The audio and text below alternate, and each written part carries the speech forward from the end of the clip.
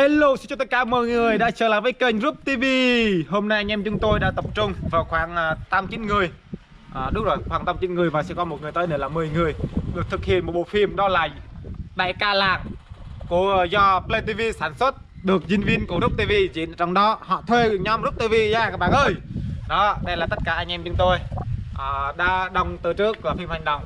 Các bạn nhớ muốn xem phim này là phải vào Play TV làng TV để xem bộ phim này, hoặc là có tên Đại ca làng giang hồ để xem bộ phim này của làng chúng tôi mang tính chất Tây Nguyên. Cảm ơn các bạn đã theo dõi. สวัสดีครับยุคนี้คืนนี้ครับมีช็อปปิ้งนี่นั่นจะlàm gì Trong bộ phim này thì có rất nhiều diễn viên mới và cũng như là diễn viên cũ. Đây là anh Tài, diễn viên cũ như các bạn đã biết và quen biết và rất là gần gũi và có rất nhiều fan hâm mộ. Đây là diễn viên cũ Lương Siêu Đen, được làm đóng ngoài Đại ca giang hồ làng. Còn đây là Huynh, là một tè ốc can bát ở làng Chuyết. Ai muốn mà đánh ốc can rồi đám cưới bầu sâu gì đó cứ gọi anh Vinh là bầu sâu, một đám cưới dịch vụ tất cả mọi thứ ok. Và đây là anh em hello, xin chào mọi người. Tên là Siêu Thái ở làng Preng Ba. Vâng, ok, đó là giúp cho anh Rub TV. Đó, đây là một diễn viên rất là đặc biệt và rất từ xa và chạy đến đây và tốn rất là nhiều tiền xăng và tiền km đường đi. Bây giờ thì anh em chúng tôi hiện tại là có như vậy thôi. Khi xíu nữa là xuất hiện với vài người nữa là ok. Lại nè. Bắt đầu thế này đi, bắt đầu quay cần trước đi. Sư phụ mày là sao sư phụ mày sao ta ông đúng không? Sư phụ mày sao ta là ông. Chung hệ cục rồng cắt cục rồng này trả lại mày này thôi này trả lại mày này thôi vô sư phụ mày để tao thưởng thức một lần lâu lắm rồi 20 năm nay rồi rồi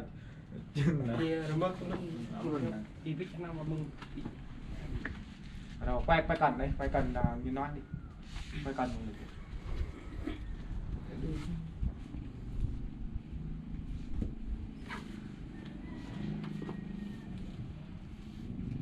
rồi ok. Yến Này, sư phụ mày sao bê tao? Dạ anh này tao nhầm, dạ xin lỗi em nhầm ạ. Anh này em sợ em đói. Rồi sai rồi, sai rồi. Im thôi, đừng có nói. Dung rồi nè. Sư phụ mày sẽ bảo tao. Nè cái là nè. Ông vào tụ tầng mạng này. Dẹt thôi. Sư phụ mày để tao thưởng thức một lần đi. Lâu lắm rồi, 20 năm nay rồi. Mà nhưng có nữa muốn đi hay nhiều con sự dịch phát.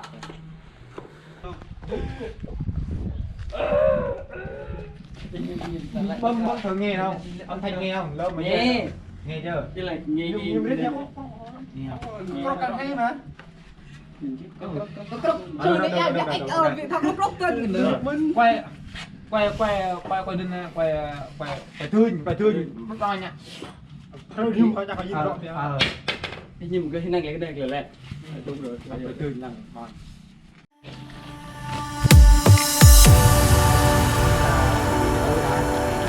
Coi Sur, coi toàn đi, toàn là làm gì ấy.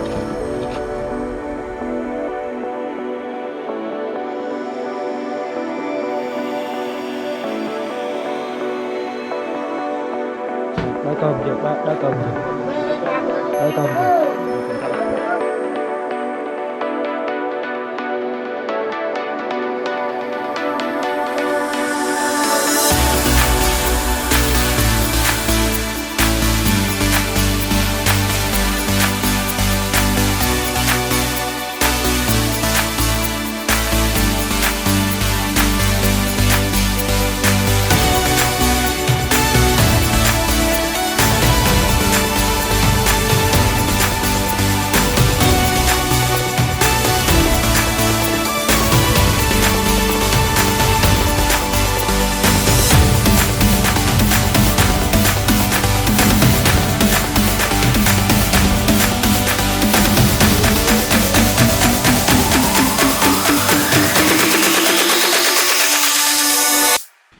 Chào tất cả mọi người nha, hiện tại tới trưa rồi bạn ơi. Hôm nay anh em chúng tôi đang ăn cơm vào buổi trưa.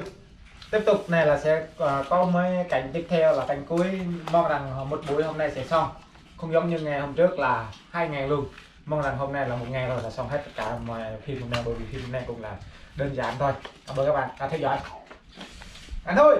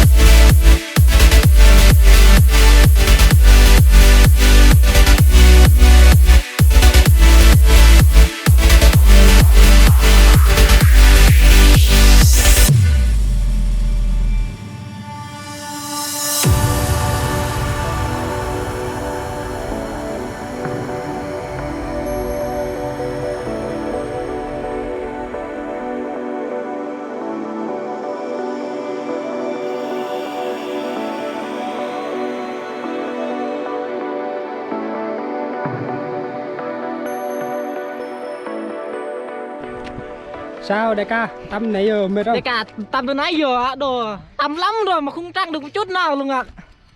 Yo, lạnh lắm rồi, không biết nói chuyện gì nữa. Phỏng vấn cho mấy bạn đi.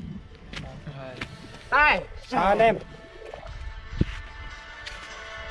Có ai nói gì không? Nhạc sang trọng màu không, màu nó không sang trọng. Alo. Rồi. Nhận sao? Hello, xin chào mọi người. Bây giờ chúng tôi phải kết thúc tại đây, nhưng mà mình sẽ nói lời một câu.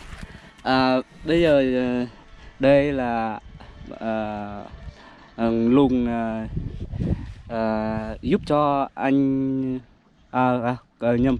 kênh của Play TV giúp cho thôi, không biết nói gì hết, xin thông cảm. Sao? dạ anh nước ngoài nữa. Này. Đó, này. Mình thì không có nói gì hơn, để tham gia cái chương trình này thì nhờ cái Rub TV hỗ trợ, tài trợ cho anh em đóng phim. Có dịp này Huỳnh xin được nhờ trong kênh cái đây luôn là có ai muốn mua nhạc cụ thì liên hệ Huỳnh bằng mình buôn bán nhạc cụ. Xin cảm ơn. Sao? Rút. Thì cái này chưa được kết thúc đâu. Đây, anh Tài. Chào các bạn nhé. Mình cũng là nằm trong team Rub TV là chính luôn các bạn. Giờ hôm nay anh em tôi sẽ quay phim hài để đăng lên, không phải là Rub TV nữa mà là Play TV. Mong các bạn hãy luôn luôn ủng hộ nhóm Rub TV cũng như là nhóm kênh Play TV nhé. Nếu các bạn cảm thấy phim hài này hay á, các bạn nhớ đăng ký và subscribe. Cảm ơn. Nhớ lại Rồi, sao? Nói gì không? Không biết nói gì. Rồi anh quay phim. Rồi, nhà quay phim, nói gì không? Phát biểu vào lời đấy chứ. Xin chào tất cả các bạn, mình là thành viên của Play TV luôn và kiêm DOP cũng như là quản trị viên của Play TV luôn. Nếu các bạn muốn quay TVC hay là gì đó thì có thể liên hệ team Play TV. Play TV nhận quay TVC, MV, cũng như là quay đám cưới luôn. Rồi, xin chào tất cả mọi người. Mình cũng là thành viên của Play TV luôn. Đều ba anh em làm. Bây giờ là bộ phim của Play TV. Mong các bạn ủng hộ trong bộ phim lần tới cũng như hôm nay chúng mình đã hoàn thành. Tiếp tục edit. Chào tất cả mọi người đã trở lại với kênh Rub TV. Lộn, Play TV.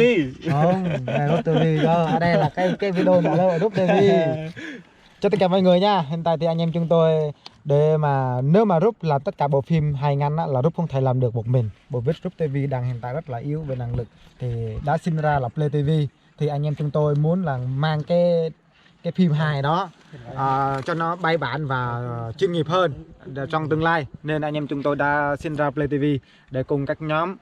Play TV không phải chỉ một mình chúng tôi đâu, Play TV là của chúng ta, tất cả mọi người muốn tham gia vào sự đam mê và khả năng của mình đó đến với Play TV là cái ta gọi là cái gì ta, đam mê của bạn sẽ được tỏa sáng Đó, cảm ơn các bạn đã theo dõi anh em chúng tôi suốt thời gian qua. Và mong các bạn luôn luôn ủng hộ anh em chúng tôi nhưng là Rub TV, PTV để anh em chúng tôi luôn luôn có động lực để tạo ra những sản phẩm chất lượng và bài bản nhất cho các bạn xem. Cảm ơn các bạn.